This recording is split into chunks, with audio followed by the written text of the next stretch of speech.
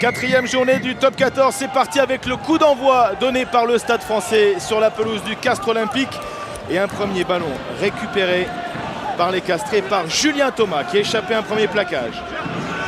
Il est clair que pour le moment la discipline est plutôt du côté Castres. Enfin première déviation avec une touche à alignement réduit. Oh, petit par-dessus dosé au point de chute. Oh, personne ne s'est intéressé au ballon mais avec de la réussite. C'est récupéré par Paul Bonnefond. Les Castrés sont revenus dans les 22 mètres du Stade Français avec Julien Thomas qui allonge, Thalès qui anime, Classen au relais. Même sens, Julien Thomas qui porte, qui vient de solliciter Brahim Diarra. Et bon grattage du Stade Français qui va récupérer le ballon. Ça semble peut-être sévère. C'est sa venue qui risque d'être pénalisé plus que son action suite à la formation du ruck. Sur Rodrigo Capot pour assurer la stabilité de ce ballon porté. Un ballon bien conduit par Anthony Classen et tous les avants du Castres Olympique qui vont faire l'effort pour peut-être le premier essai. Oui, au quart d'heure de jeu, le Castres Olympique est récompensé de ses efforts. Premier essai et le champion de France mène 5-0. Ouais, les intentions sont claires de la part des avants castrés. Plutôt buteur de loin lorsqu'il évolue à Albi. Et très bien rectifié. Avec l'aide du poteau, 2 points ajoutés par Geoffrey Palis qui porte la marque à 7-0. Ça fait molle, ça fait mal, ça cogne fort. Avec toujours ces ballons relevés, ce rythme incessant. Et l'interception peut-être de Gourou Chaga. Attention encore, le côté fermé est encore intéressant. Oh, Lamora qui pousse au pied, Lamora face à Camara, Lamora, le rebond, non, en avant. A-t-il conclu? Il y aura un appel à la vidéo. On va écouter surtout la question de Monsieur Mineri, elle est importante.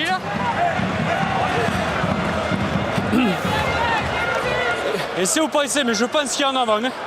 Après le rebond, il n'y a pas de souci, il arrive à le contrôler. C'est-à-dire qu'il le touche, le ballon part devant et il retouche le ballon. Voilà, et finalement se retrouve derrière lui. Voilà, mais c'est surtout que le ballon retouche le sol. Regardez, à ce moment-là, si le ballon avait été récupéré, mais le ballon touchant le sol, pour moi, il n'y a pas de doute, il y a en avant. Ok, d'accord. Et c'est non validé. C'est dur pour les Parisiens qui subissent, qui reculent. Quelques centimètres seulement pour peut-être un deuxième essai. Sanson. Ah, c'est là qu'il faut être patient de la part de Castres. Et le public qui se mêle à la fête avec maintenant Bonnefond, lui aussi plaqué, retourné en avant. En avant de Lazare. En avant. Et l'avantage est laissé par Monsieur Mineri, mais pas du bon côté. Avec Sanson, avec un coup gagnant. Garvey, non, pris. Ah, il faut être patient du côté castré. Les Parisiens pour l'instant ne cèdent pas. Thalès avec Lamera, cette fois il va y aller. Deuxième essai. Démonstration du Castres Olympique en tous les cas.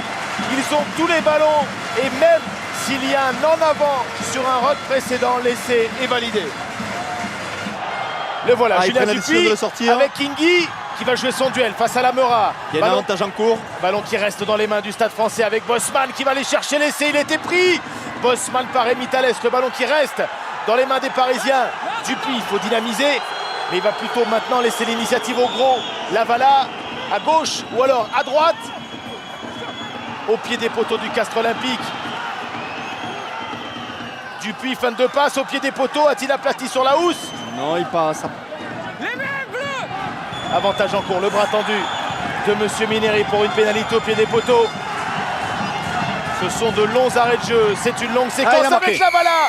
Il n'y a pas de contestation, le Stade Français est récompensé. Et relancé surtout. Un long travail. Mais Julien Dupuis s'est blessé apparemment sous les poteaux. Ah, il semblerait que ce soit l'épaule vu d'ici, en essayant sûrement d'aplatir. Ouais, Monster qui gagne ses duels. Ouais, joueur puissant, joueur qui avance, qui met Filleul dans des conditions favorables. Même si ça manque un petit peu de vitesse de libération.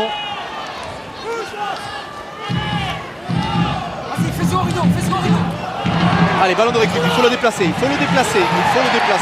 Avec Wiongi qui poursuit au pied, attention, cocotte mais aussi Grosso. Cocotte qui conduit le ballon, contrôle difficile et finalement pas d'essai. Le ballon qui traîne, il faut suivre.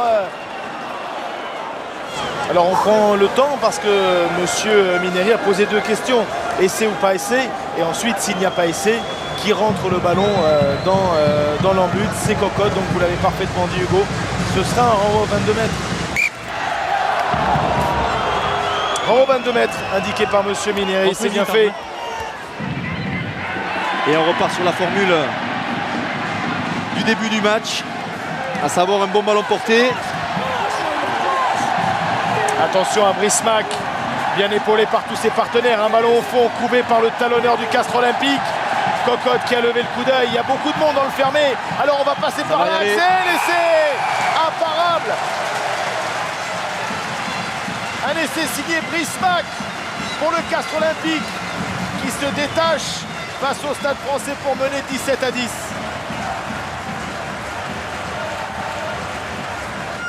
Merci Serge. Un choix payant, un choix qui rapporte 7 points au Castres Olympique. Ah, ça joue, attention. Avec Cocotte qui s'appuie sur le soutien de ses 3 quarts. Pour un ballon maintenant relevé par Yannick Forestier. Contact avec un joueur devant, ils ne sont pas à 10 mètres. On joue toujours l'avantage avec Cocotte, avec Desroches. Attention avec l'essai du bonus. L'essai du bonus signé Lamera. Le voilà, le joueur en forme dont on vous parlait. Rémi Lamera qui récompense les efforts du Castres Olympique. 5 et de 7. Voilà comment le Castres Olympique est en train de distancer assez aisément maintenant, 26-10. Ah, mais là, même si là il y a une venue sur le côté d'un joueur parisien, ça se débride et ça part un petit peu dans tous les sens. Et ballon perdu avec Cocotte, avec Vandenbourg qui va s'arracher, il a du soutien à ses côtés, va-t-il y aller? Vandenbourg, ça se passait de l'autre côté. Dulin et finalement l'essai de Rémi Grosso.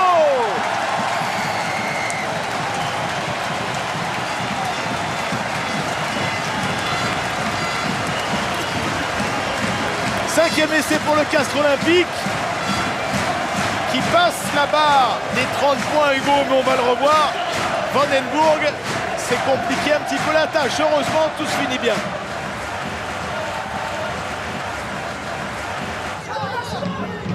Attention le plaquage.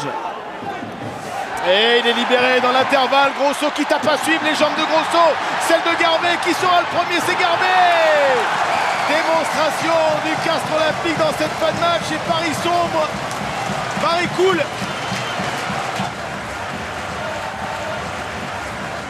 Pierre-Antoine qui chambre inutilement. Et ils sont où les Parisiens? Attention à ne pas tomber dans les excès d'autres sports.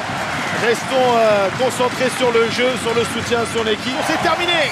Victoire bonifiée du champion de France face au leader. Le Castres Olympique s'impose haut la main, 38-10.